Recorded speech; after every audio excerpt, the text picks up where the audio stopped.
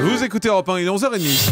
Le journal de la santé avec Anne Le Gall. Bonjour Anne. Bonjour, dans l'actualité de ce jeudi, la réponse des gynécologues aux critiques qui leur sont faites sur Internet, les urgentistes qui appellent à une grève illimitée à partir du 22 décembre, et puis un Américain prend 10 kilos en un mois en mangeant normalement, mais en abusant du coca.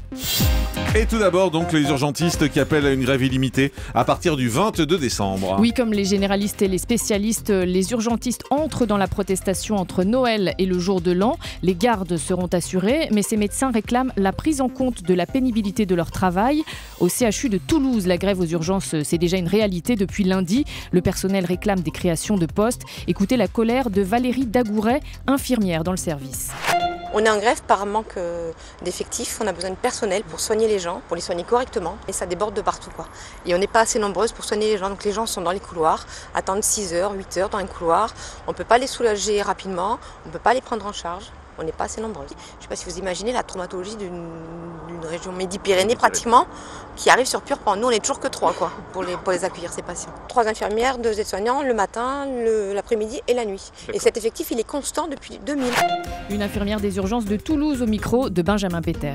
La réponse des gynécologues aux critiques qui leur sont faites sur Internet. Oui, on vous en avait parlé. Depuis 15 jours, des centaines de femmes racontent sur Twitter leurs mauvais souvenirs de visites chez le gynécologue. Ça va des réflexions humiliantes aux jugements moraux du genre 30 ans et toujours pas de bébé. Il va falloir vous y mettre, mademoiselle. Voilà, ça c'est un exemple. Et ce grand déballage public vise à dénoncer le comportement sexiste de certains gynécologues. Alors du coup, voici la réponse des gynécologues.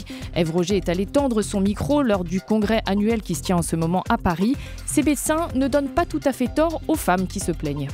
Eh bien, il faut l'avouer, la plupart tombent des nues. Voyez Alain Flesser, il est gynécologue à Monaco et il n'en revient pas quand on lui raconte que l'un de ses confrères, palpant les seins d'une patiente d'âge mûr, lâche, c'est quand même bien plus agréable quand ça a 20 ans plutôt que 60. C'est complètement déplacé de sortir des trucs comme ça à une patiente. Et évidemment que c'est plus joli les seins à 20 ans, et encore pas toujours. Hein. On peut dire ça sur le ton de la plaisanterie, entre collègues, en salle de garde, mais enfin, sortir ça à une patiente, c'est n'importe quoi. Surtout que en plus, elle doit le savoir, la pauvre. Hein. Des paroles déplacées donc, ou alors maladroites, ça arrive, reconnaît Philippe de Ruel, professeur à Lille, surtout quand on est une femme obèse au moment de l'échographie. On a parfois des patientes qui nous rapportent des phrases « Eh bien, je ne vois rien parce que vous êtes grosse ». C'est vrai que parfois l'échographie elle est rendue très difficile en raison de l'obésité, mais je crois qu'il faut qu'on apprenne de temps en temps à utiliser des mots qui sont plus gentils. Alors ces mots blessants sont loin d'être monnaie courante pour Bernard Hédon, le président du Collège national des gynéco-obstétriciens, mais chaque médecin sait de quoi on parle. Bon, alors il reste encore quelques déviances, on va dire, regrettables.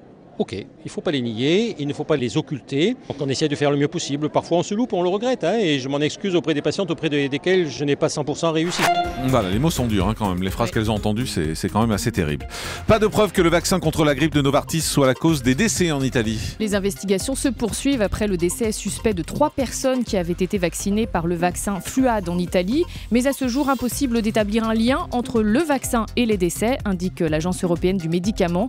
Précisons que ce vaccin n'est pas commercialisé en France et que la vaccination reste la meilleure façon de protéger les personnes âgées ou fragiles des complications liées au virus de la grippe. Et puis cet adolescent qui a perdu 60% de sa vision à cause d'un pointeur laser. Cela s'est passé en Autriche. Ce garçon de 12 ans s'est infligé des lésions oculaires irréversibles en pointant le laser vers un miroir. Le faisceau a donc abîmé la rétine par réverbération et l'enfant est maintenant gêné par une tache noire permanente dans le champ de vision.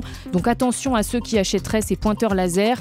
Ils sont encadrés, leur vente est encadrée. Il est essentiel de lire la notice et de s'assurer que ces lasers sont conformes aux normes européennes.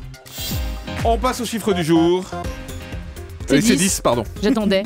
Un Américain a bu 10 canettes de coca par jour pendant un mois et a pris 10 kilos en un mois. Voilà.